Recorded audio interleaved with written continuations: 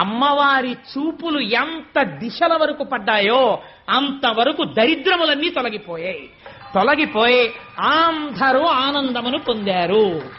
లక్ష్మీదేవి జన్మించింది ఆనాడు పాలసముద్రం దగ్గర ఉత్సవం జరిగినట్టు జరుగుతోంది. నేను ఇక్కడ నమ్మి ఒక మాట చెప్తున్నాను, ఇవాళ ఈ ఘట్టాన్ని ఎవరు విన్నారో వాళ్ళకి కొన్ని కోట్ల జన్మలు తరమవలసిన దరిద్రం నశించిపోయింది. ఇది పరమ యథార్థం. అందుకని ఆ తల్లి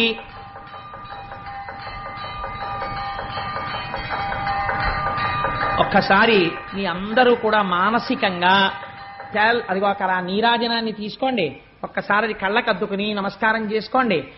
స్వామి త్రిమూర్త్యాత్మకమై దత్తాత్రేయుడై ఉన్నాడు.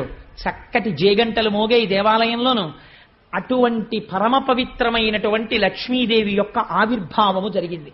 ఇంకా దేవేంద్రుడికి దరిద్రం